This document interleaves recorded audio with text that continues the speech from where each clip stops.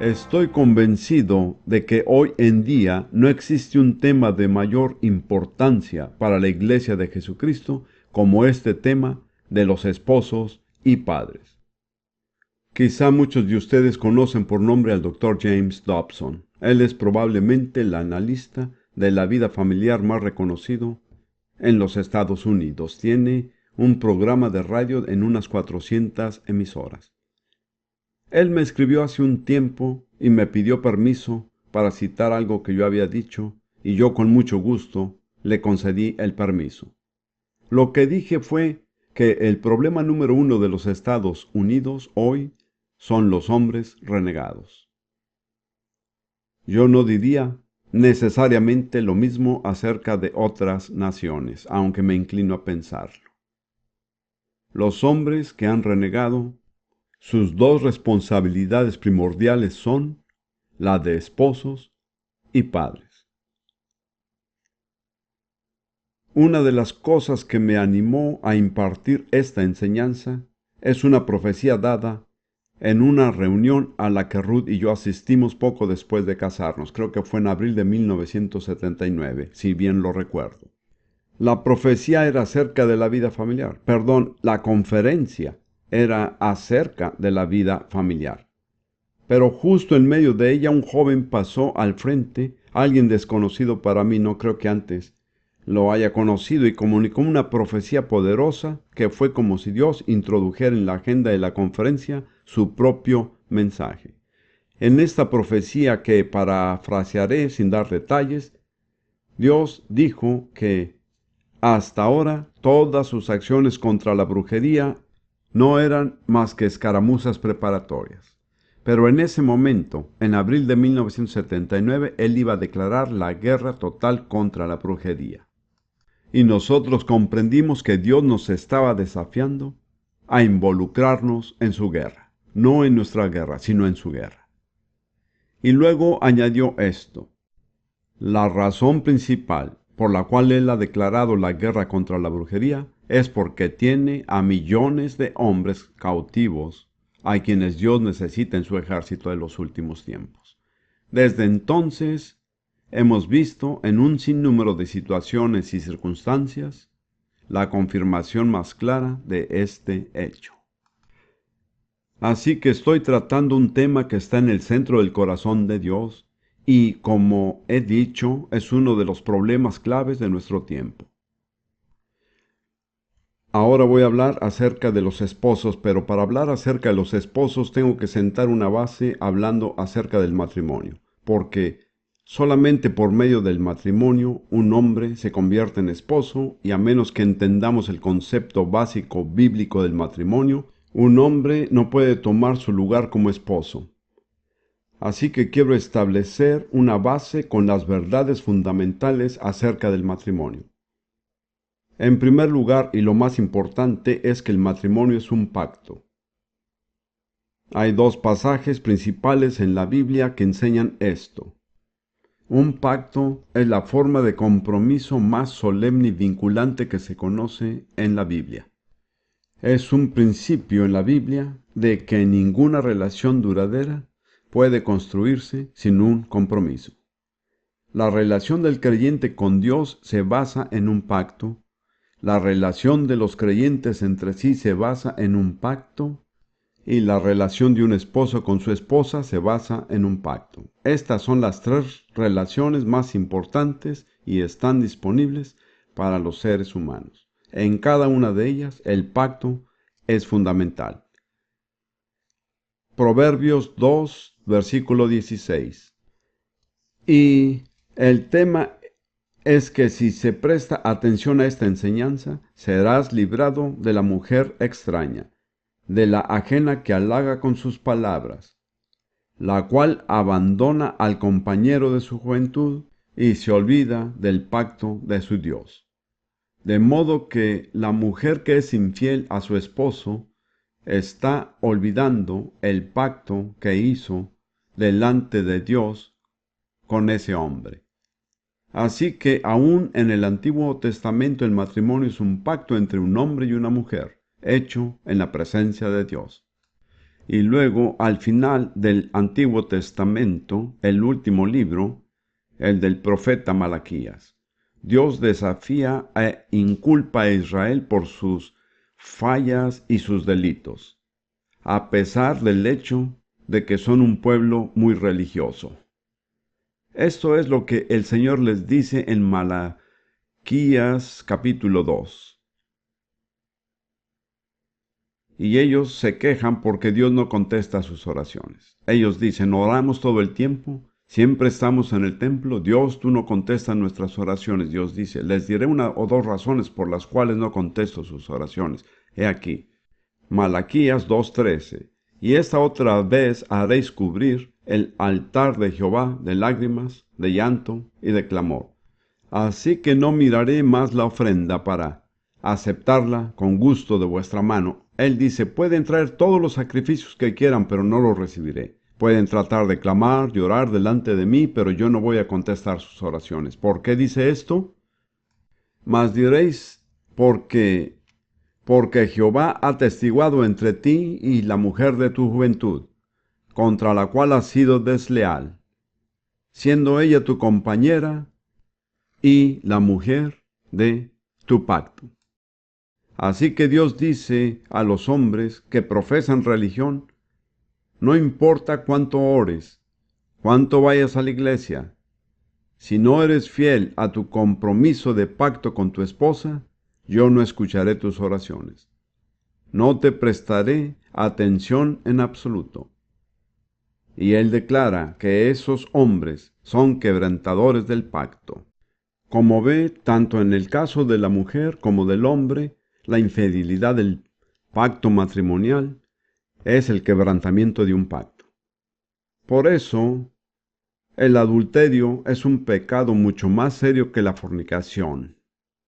La fornicación, que no aparece en la Biblia como sexo prematrimonial, es inmoralidad entre dos personas que no están casadas. Es inmoralidad, es pecado, pero no implica la violación de un pacto.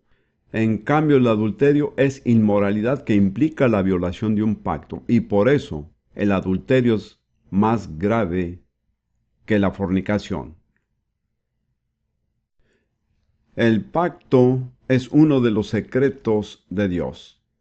En el Salmo 25, versículo 14, el Señor habla acerca de su pacto y de la clase de personas a quienes Él lo revelará.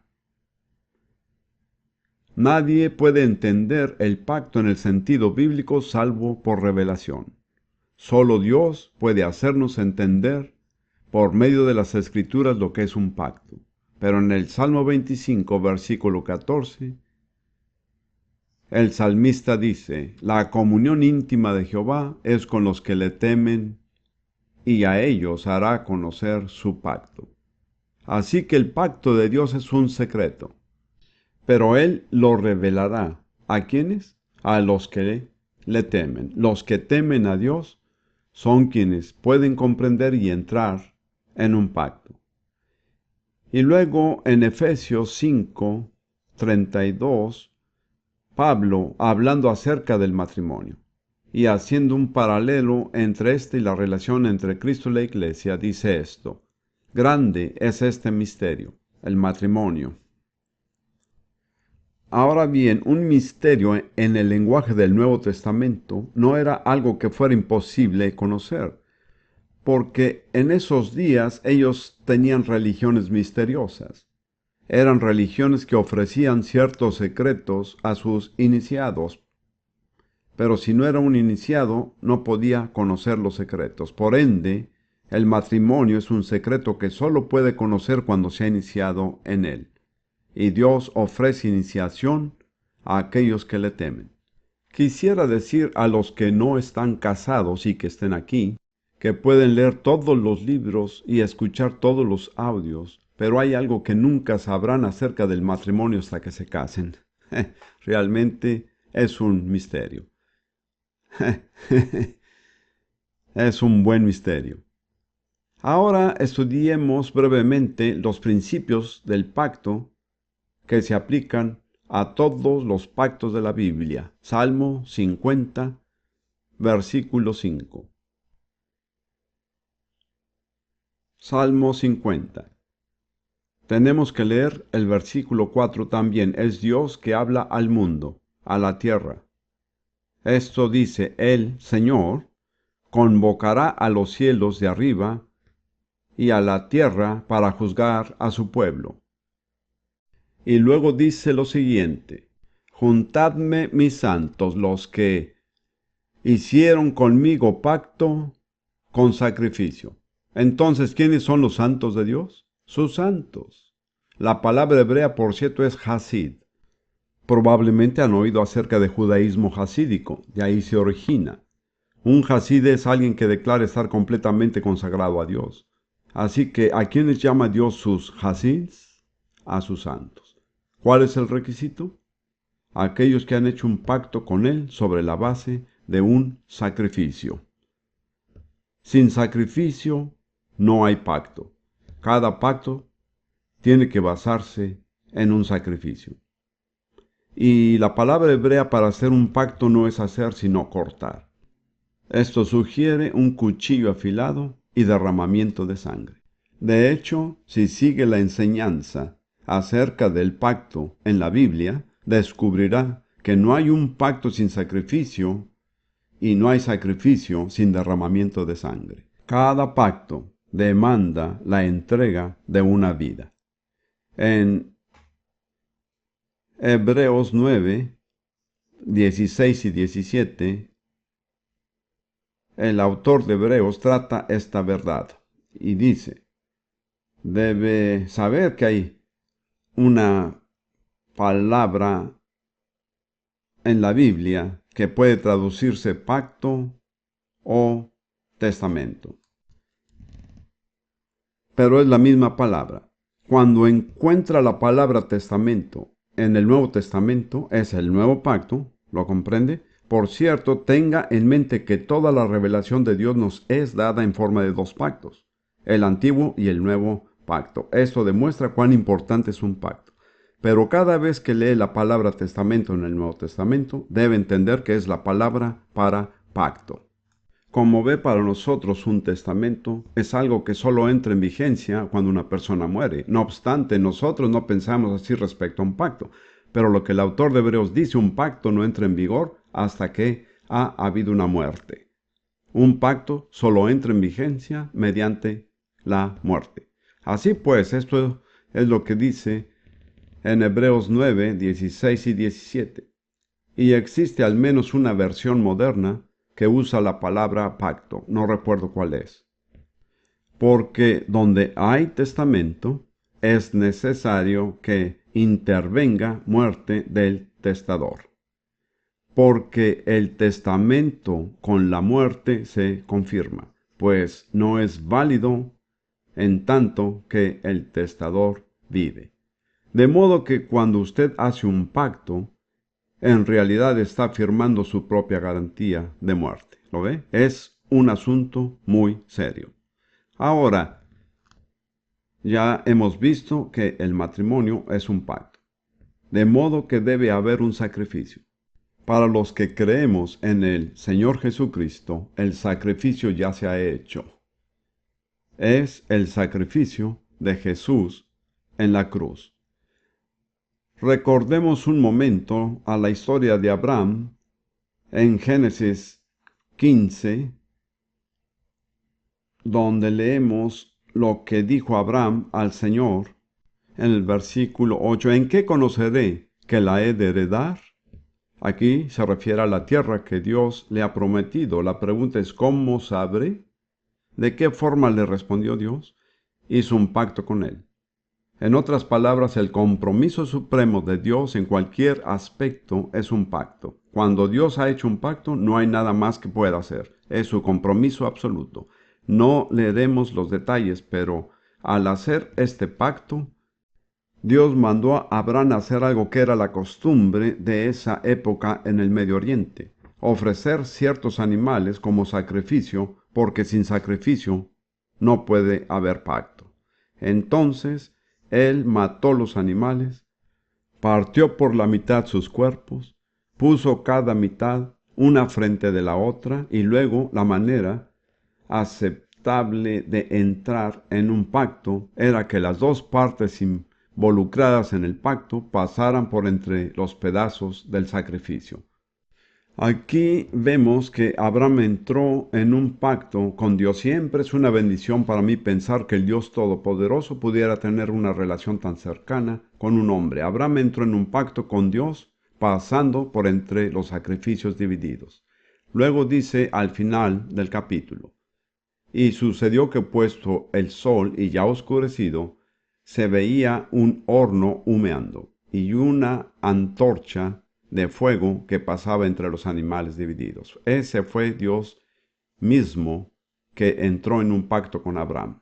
Dios Espíritu Santo, en forma de una antorcha de fuego que pasó entre los pedazos. Dios y Abraham, por medio del sacrificio, entraron en un pacto mutuo.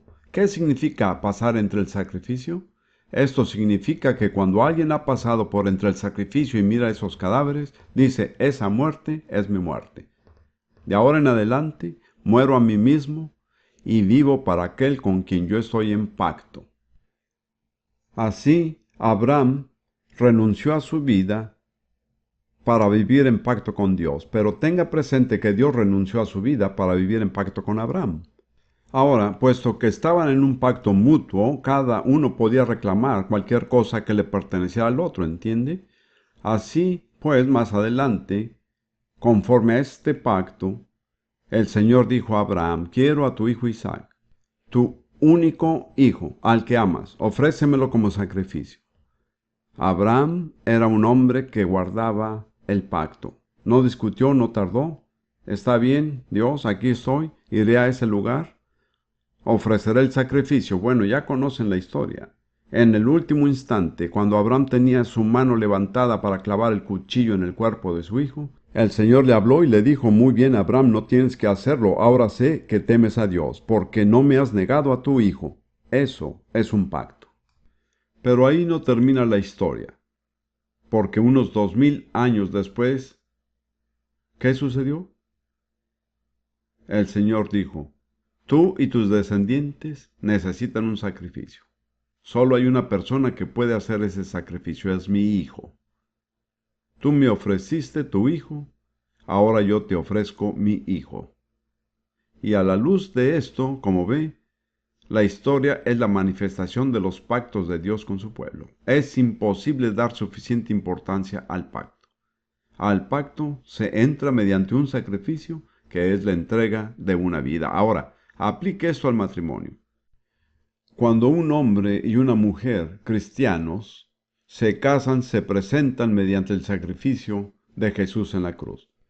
Cada uno dice como Pablo: he sido crucificado con Cristo aunque vivo, pero no yo sino Cristo vive en mí.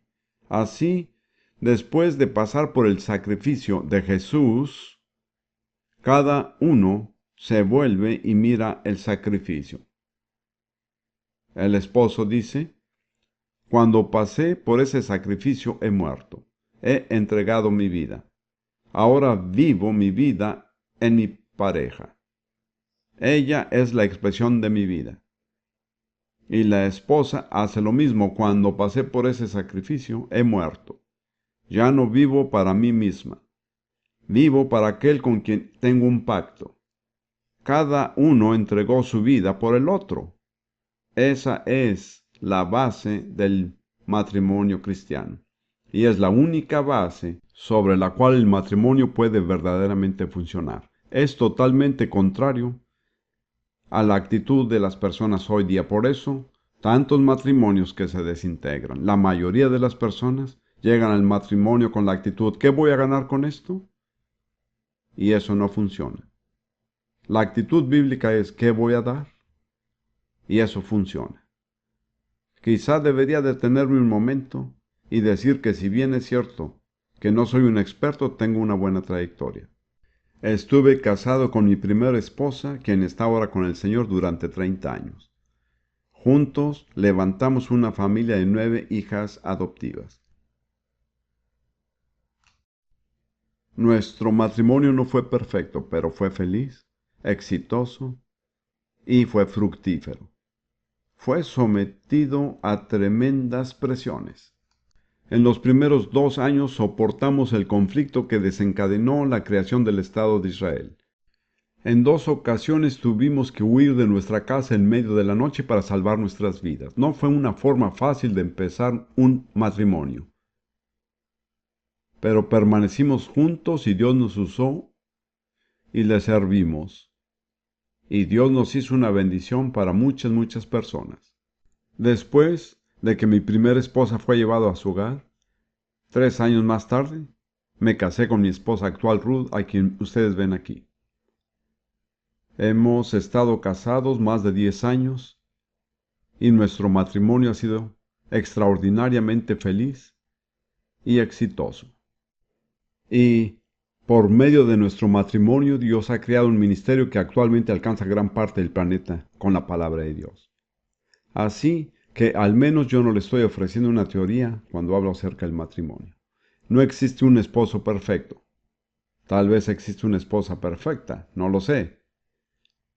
Lo que quiero decir es que no estoy enseñando simple teoría, sino que he demostrado mi enseñanza en la práctica. Funciona. Si se fija, las personas que no consideran el matrimonio con esa actitud verá que es una serie de desastres.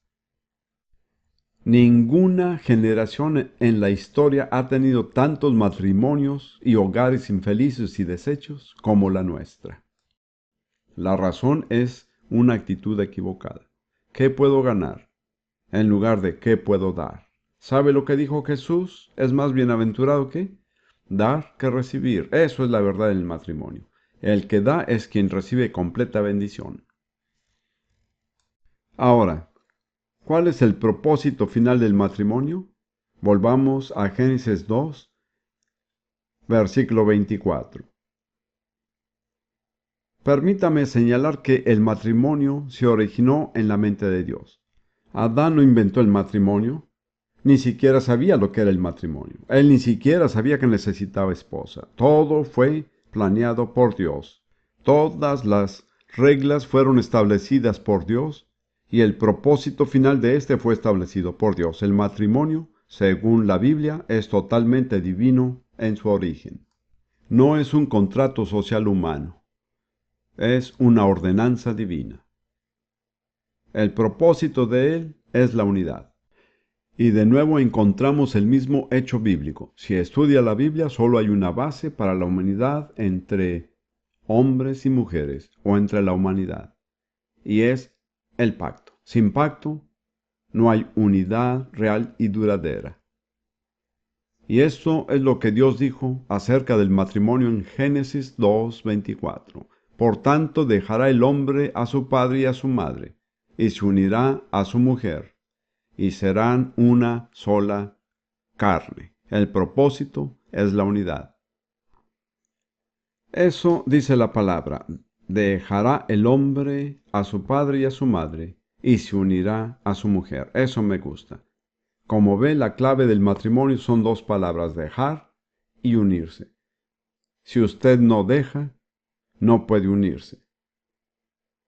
Si usted no está dispuesto a desprenderse y a emprender un comienzo totalmente nuevo, ese matrimonio no funcionará. Millones de matrimonios se arruinarán por causa de suegros y padres que quieren controlar a la pareja y mantenerlos bajo su control. Eso nunca funciona.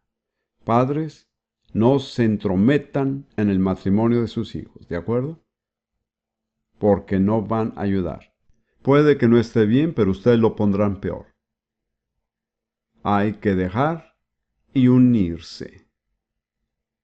En muchas culturas, la verdadera razón por la cual los hogares fracasan y no funcionan bien es porque la cultura enseña que el hombre debe unirse a su padre y a su madre.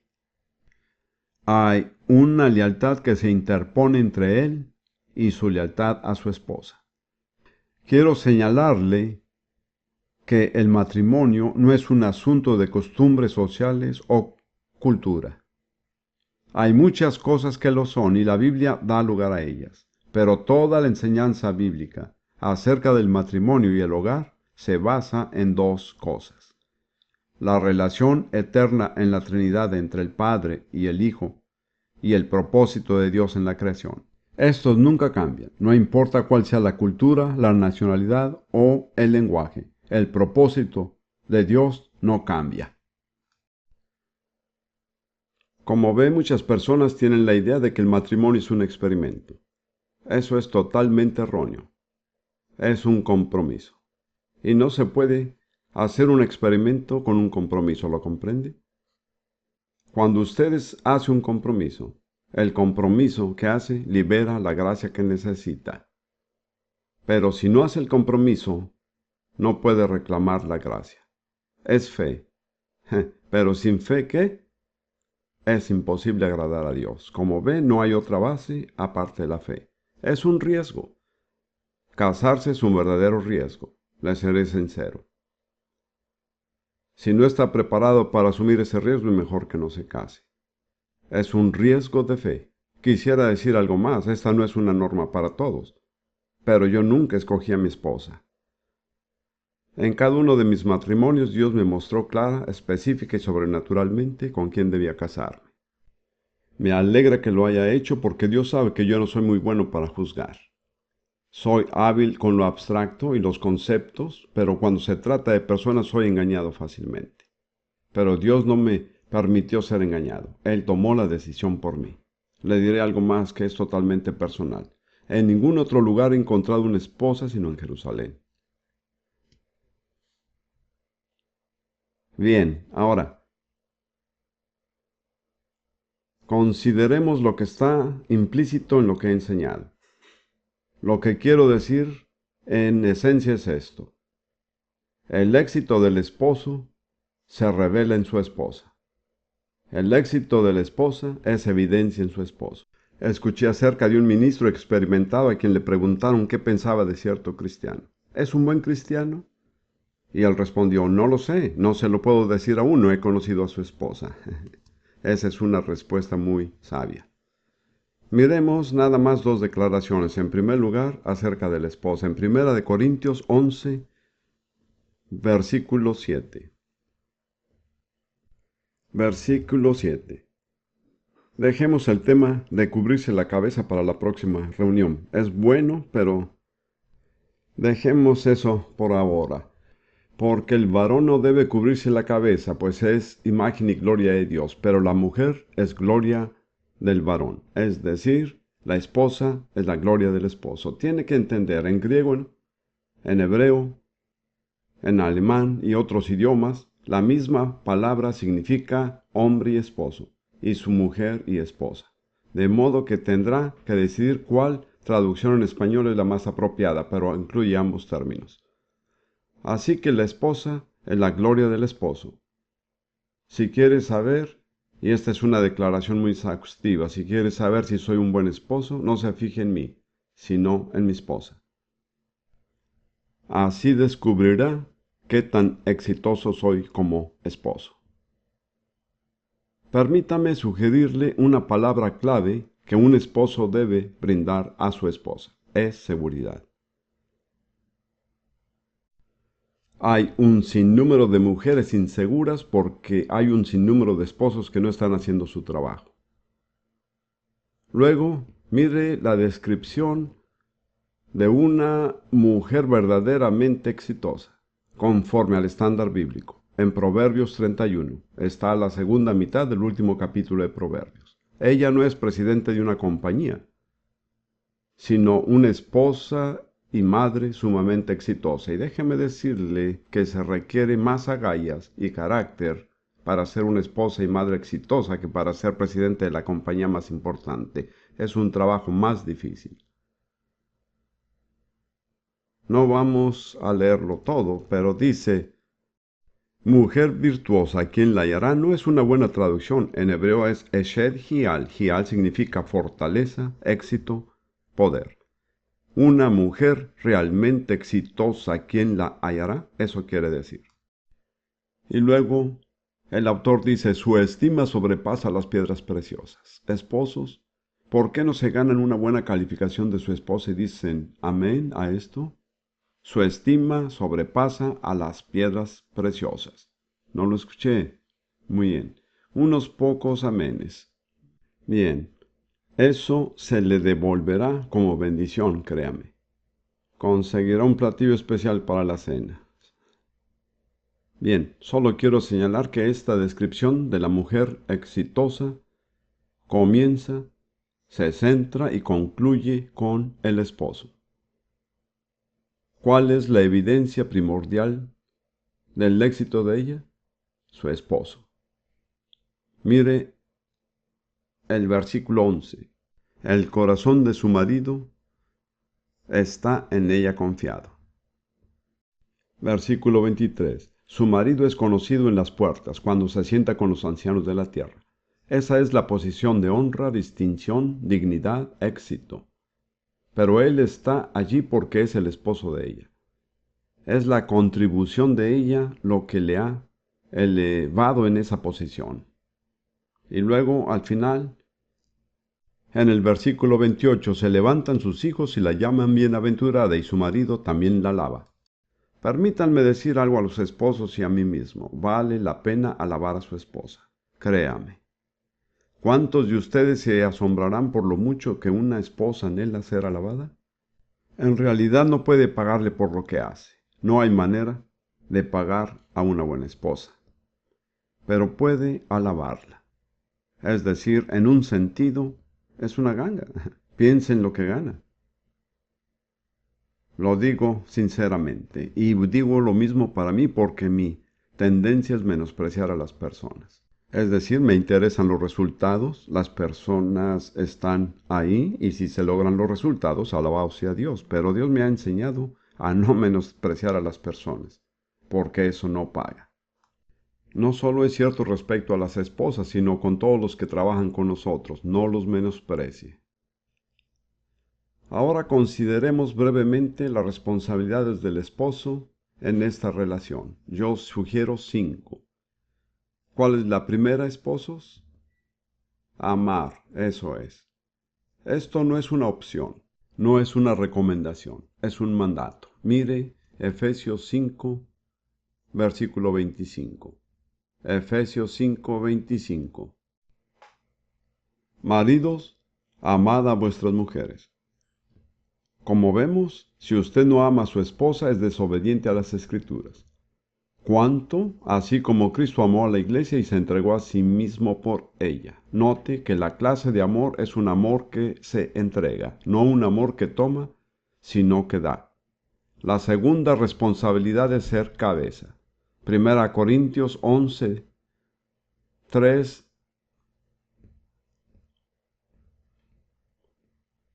dice, el varón es la cabeza de la mujer. ¿Cuáles son las funciones de una cabeza? Si piensa en el cuerpo humano, yo sugeriría que pensara en 4 funciones. La cabeza recibe información de todo el cuerpo. La cabeza toma decisiones. La cabeza toma la iniciativa de actuar y la cabeza da dirección constante. Estas son las responsabilidades de un hombre. ¿Ha escuchado acerca de la pareja que había estado casada por mucho tiempo? Un día el esposo le dijo, cuando nos casamos hace 22 años acordamos que yo tomaría todas las decisiones importantes y mi esposa tomaría todas las decisiones menores. Hasta ahora nunca hemos tomado ninguna decisión importante.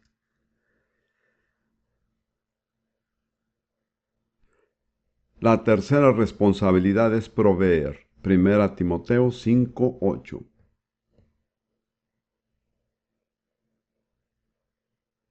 Porque si alguno no provee para los suyos, y mayormente para los de su casa, ha negado la fe y es peor que un incrédulo.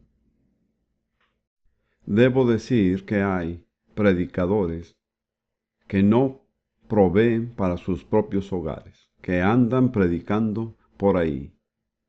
La Biblia dice que son peores que un incrédulo.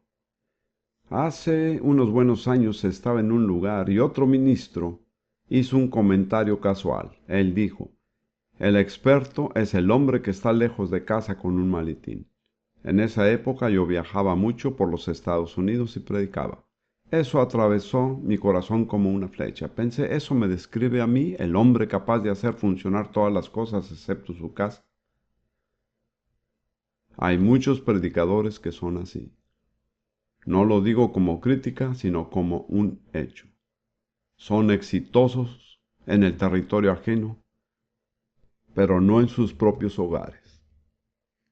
Luego volvamos a Efesios 5, que es un capítulo clave para esta enseñanza. Efesios 5, 26, hablando acerca de Cristo, dice: se entregó a sí mismo por ella para santificarla, habiéndola purificada en el lavamiento del agua por la palabra. Yo creo que esta es una responsabilidad del esposo. Es purificar a su esposa y a su familia con la enseñanza de la palabra de Dios. La palabra tiene un efecto purificador y santificador que nadie más podrá lograr. Esto no significa que la esposa no puede ser un predicador o ministro poderoso. Sin embargo, la responsabilidad primordial, la fuente de enseñanza en el hogar, debe ser el esposo. Y luego, Efesios 5:29 continúa con este tema.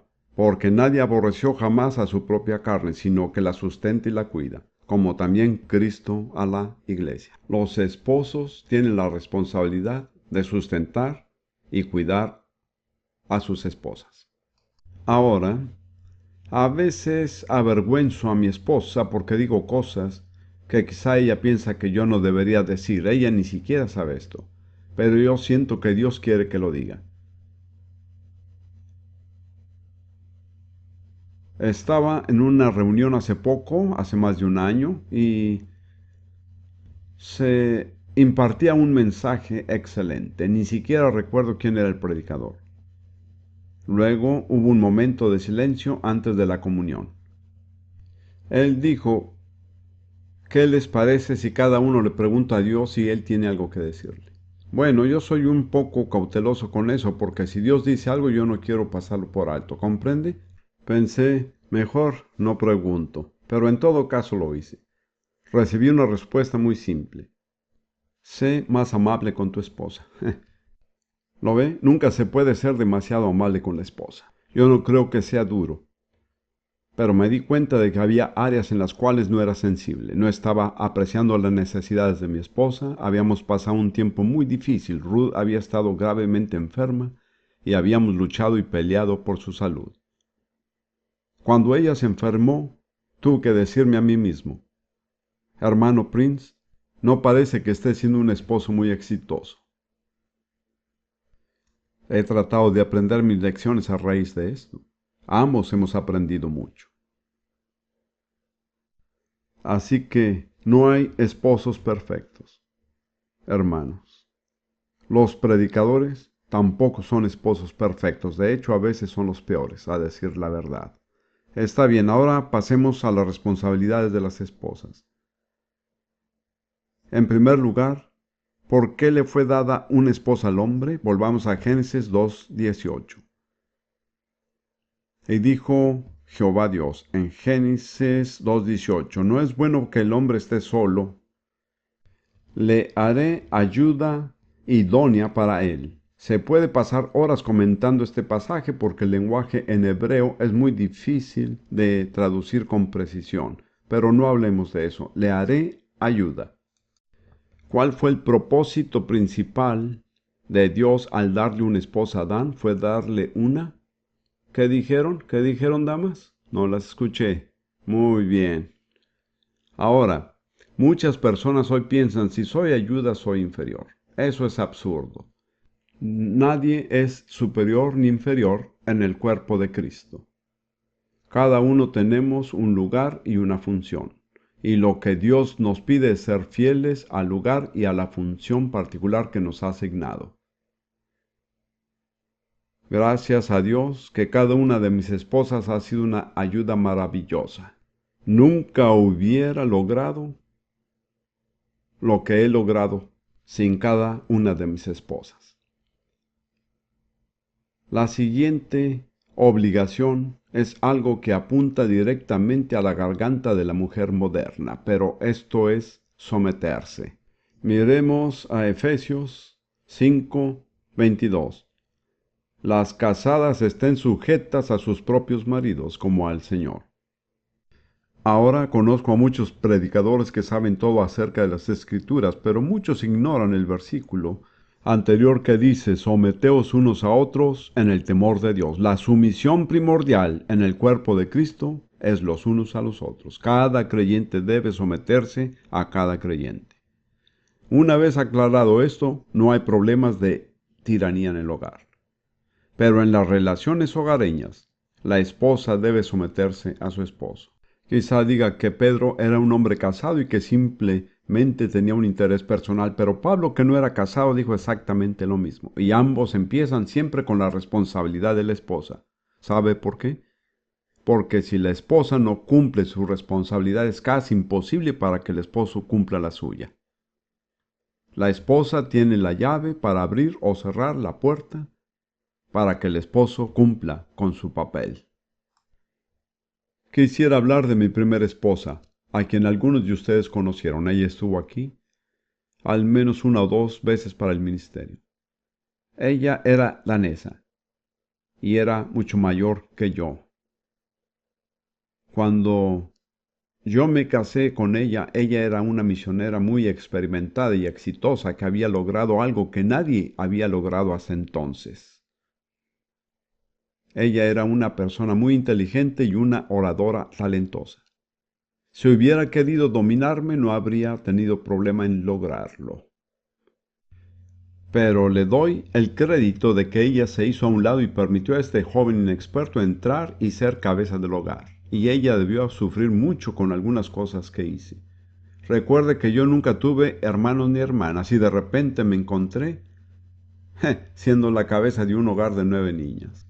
Pensar que no hubo algo de sufrimiento de nuestra parte no es realista.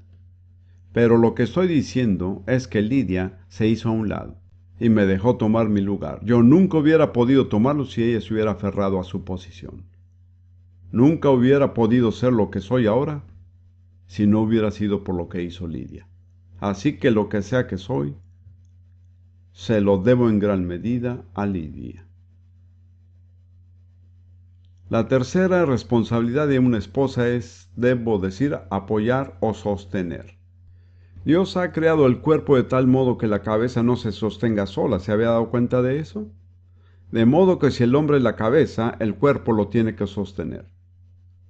La principal responsable es la esposa. Mujeres, me gustaría decirles que los hombres son criaturas bastante débiles en muchos aspectos. Necesitan apoyo. ¿Lo ven? Puede que den apariencia de machos y griten un poco y saquen pecho, pero en realidad por dentro son como ratones. Tienen que ser amables con ellos. Tienen que ver sus debilidades y darles su lugar. Otra cosa que me gustaría que hiciera mi esposa, y lo hace muy bien, es animar. ¿Cuántos de ustedes, esposos, quisieran que sus esposas los animaran? Veamos sus manos. No hay nada más doloroso que una esposa que desanima a su esposo.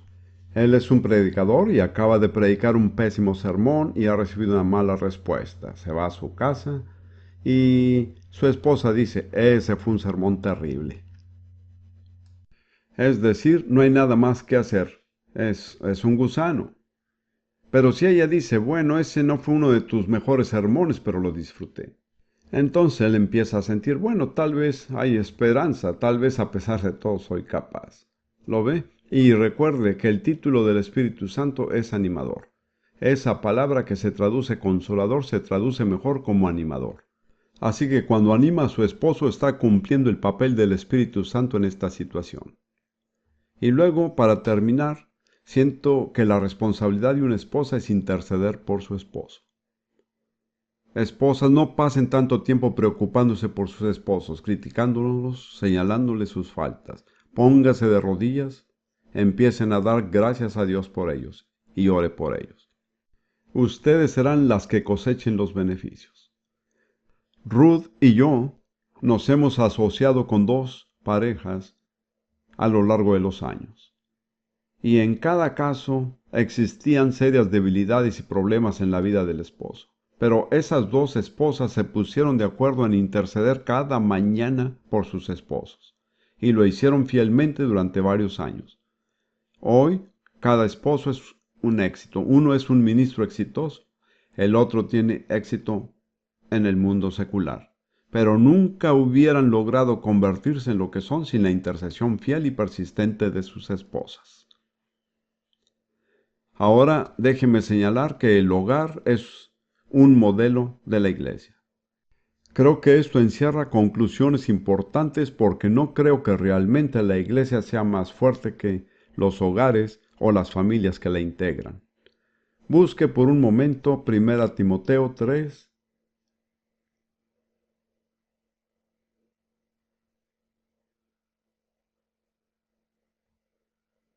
versículos 4-5, que habla acerca de los requisitos de los ancianos. Dice que gobierne bien su casa. Casa en la Biblia en realidad es familia. Que gobierne bien su casa, que tenga a sus hijos en sujeción con toda honestidad, lo cual no es fácil hoy día, creo que está de acuerdo.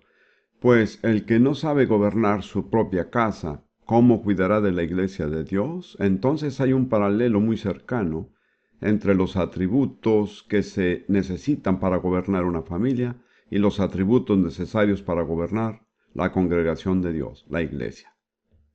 En cierto sentido, en la familia, el papel del esposo es el de pastor.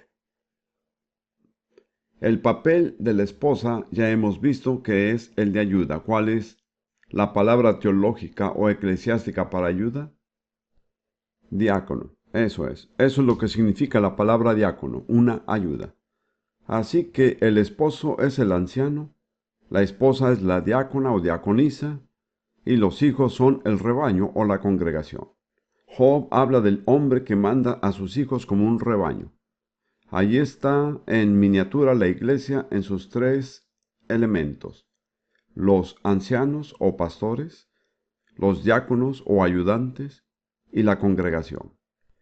Como ve, si un hogar está fuera de orden, es realmente imposible tomar ese hogar y ponerlo en una iglesia y pretender que se organiza en la iglesia. ¿Entiende lo que quiero decir?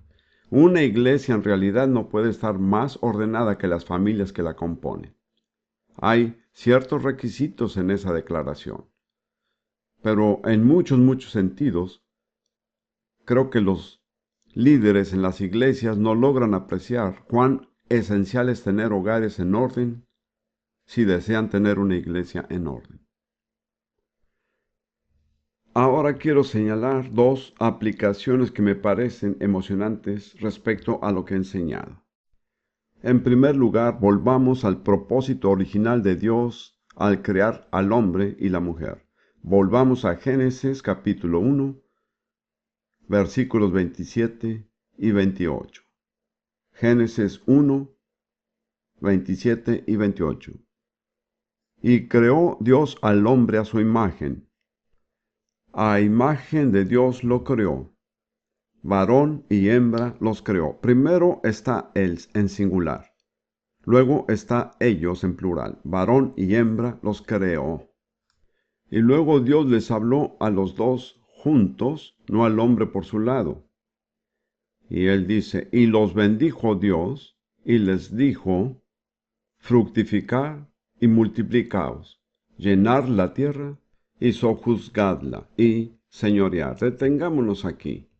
El propósito de Dios no fue que el hombre solo gobernara la tierra, sino que el hombre y la mujer juntos como una unidad ejercieran la autoridad de Dios y sojuzgaran la tierra en su nombre. Quiero sugerirle que la entidad o elemento más poderoso en la guerra espiritual y en el ejercicio de la autoridad es una pareja casada que está en armonía y unidad. Esta sigue siendo la forma como Dios ejerce señorío. No el hombre solo, no la mujer sola, sino hombre y mujer unidos conforme al modelo de Dios en matrimonio. Ellos son los que ejercen el señorío. Permítame mostrarle algunos ejemplos espirituales sencillos de esto. En Mateo 18, versículo 18 y los que siguen. Jesús dice: de cierto os digo que todo lo que atéis en la tierra será atado en el cielo, y todo lo que desatéis en la tierra será desatado en el cielo. Otra vez os digo que si dos de vosotros se pusieren de acuerdo en la tierra acerca de cualquier cosa que pidieren, les será hecho por mi Padre que está en los cielos. Porque donde están dos o tres congregados en mi nombre, el griego dice en mi nombre, el punto central de reunirse es el nombre de Jesús. Donde están dos o tres congregados en mi nombre, allí estoy yo en medio de ellos. El mínimo son dos o tres. Y dos, que es el mínimo, dice Jesús, cualquier cosa que ate en la tierra, el griego dice que estará siendo atado en el cielo. Cualquier cosa que desate o libere sobre la tierra, estará siendo desatada o liberada en el cielo. Esto es muy gráfico, porque significa que lo que decimos sobre la tierra determina lo que sucede en el cielo. A menudo pensamos que estamos esperando a que Dios se mueva. Con frecuencia es el caso, pero hay ocasiones en las que Dios espera que nos movamos. Tuve un amigo pastor en Dinamarca, de hecho ahora está con el Señor. Él era muy experto en el problema de divorcio, que es, por supuesto, un problema muy difícil y crítico. Había diferentes puntos de vista en la congregación y él no estaba muy seguro, de modo que decidió apartar un día para buscar a Dios a solas. Nos comentó esto a Rudy y a mí personalmente. Él le dijo a Dios: Dios, lo que tú me digas, yo lo haré. Y para su sorpresa el Señor dijo: por el contrario, lo que tú digas, yo lo haré. En otras palabras, usted tiene que tomar la decisión. Realmente creo que esto se cumple en el difícil problema del divorcio. Creo que el liderazgo de la iglesia tiene que tomar la decisión sobre la base de las Escrituras, no arbitrariamente. Si esa decisión se toma con oración, sensibilidad, Dios dice: yo lo apoyaré. Como ve, en un sentido la iniciativa está en nuestras manos. Cualquier cosa que atamos en la tierra será atada en el cielo. Cualquier cosa que desatamos en la tierra será desatada en el cielo. Es algo así. Nosotros cumplimos con los requisitos y decimos: te atamos en el nombre de Jesús. Miramos qué pasa. Ya fue atado en el cielo. En el momento en que lo declaramos en la tierra, fue establecido en el cielo. Pero ¿cuáles son los requisitos? El versículo 19. Otra vez os digo que si dos de vosotros se pusieren de acuerdo en la tierra, acerca de cualquier cosa que pidieren, les será hecho por mi Padre que está en los cielos. Es una promesa asombrosa. Si dos personas pueden estar de acuerdo. Ahora, la palabra griega es sinfonía. No es un simple acuerdo intelectual, es armonía. Si dos personas en la tierra pueden estar en armonía perfecta, cualquier cosa que oren, sucederá. Tal vez se pregunte cómo es posible. Permítame ofrecerle mi interpretación. La única forma como podemos tener armonía es si estamos en armonía con el Espíritu Santo. Y si dos de nosotros estamos en armonía con el Espíritu Santo, entonces es la voluntad de Dios, ¿comprende? Pero la clave para esto, la clave para ejercer la autoridad, es la armonía.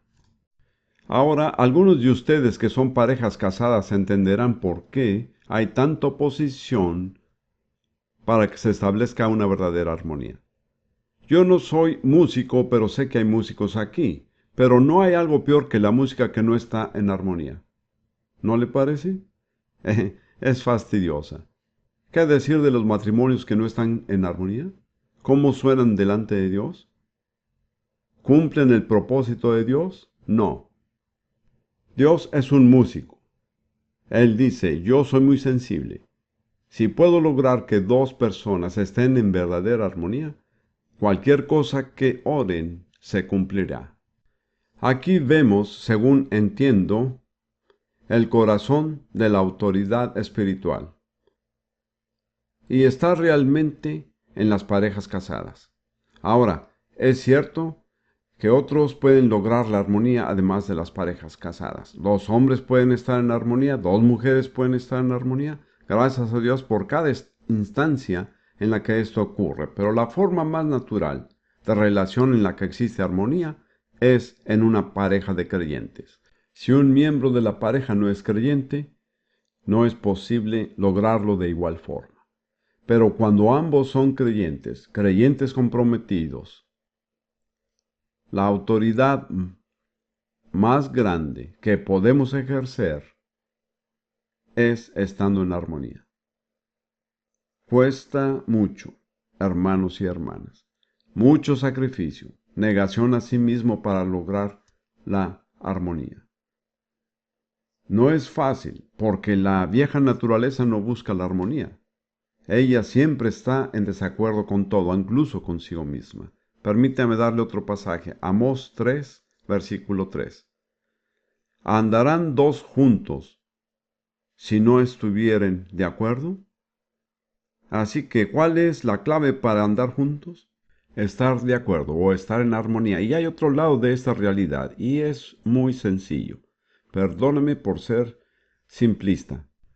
A veces las personas nos sonríen a Rudy y a mí porque dicen ustedes se comportan como adolescentes. Donde quiera que van, andan tomados de la mano. Nos gusta andar de la mano, pero esto significa mucho más porque la Biblia dice, ¿andarán dos juntos si no estuvieran de acuerdo?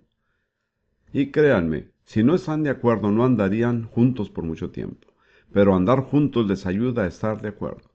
Siempre nos cuidamos de andar, no al mismo paso, sino cruzados, ¿sí me entienden? Porque si andan de la mano, tienen que hacer lo que hacen los que llevan una camilla. La pierna contraria va adelante. Hemos recorrido muchas naciones así y somos celosos de nuestra armonía porque es la clave de todo en nuestro ministerio.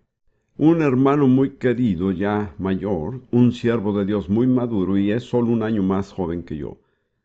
Cuando atravesamos toda esta gran presión durante la enfermedad de Ruth, dijo, estoy convencido de que la clave para el éxito ministerial de ustedes es su armonía. No dejen que nada la arruine. Y créanme, tuvimos que pelear para lograr la armonía hasta ese punto. No pelear uno con otro, sino pelear todo tipo de presiones que venían contra nosotros para desanimarnos. ¿Entienden? Permítanme expresar un pensamiento para concluir. ¿Cuántos de ustedes quisieran ser proféticos? Muy bien, pues ustedes pueden serlo como parejas casadas. Permítame volver a Efesios 5. Efesios 5, 22 y 23. Las casadas estén sujetas a sus propios maridos como al Señor, porque el marido es cabeza de la mujer, así como Cristo es cabeza de la iglesia. Si repasa todo el pasaje, verá por qué Pablo dice que el matrimonio es un misterio y por qué es tan sagrado. Y es porque este es un modelo de relación entre Cristo y la iglesia. Como ve, muchas veces Dios mandó a los profetas en el Antiguo Testamento no solamente a comunicar un mensaje oral, sino a demostrarlo. Él mandó a Jeremías a ponerse un yugo sobre el cuello. Ordenó a Oseas casarse con una prostituta. Mandó a Ezequiel perforar un muro y actuar como si huyera de una ciudad sitiada. Una de las formas como podemos ser proféticos no es hablando, sino visualizando, encarnando algo en nuestra vida. Y allí, creo yo, tenemos la mayor oportunidad de ser profetas para el mundo. Como esposo y esposa podemos demostrar al mundo la relación entre Cristo y su iglesia. Si tenemos éxito, despertaremos en hombres y mujeres el anhelo de conocer lo que nos hace exitosos. Les sorprendería saber cuántas personas nos han dicho a Rudy y a mí, nos gustaría ser como ustedes.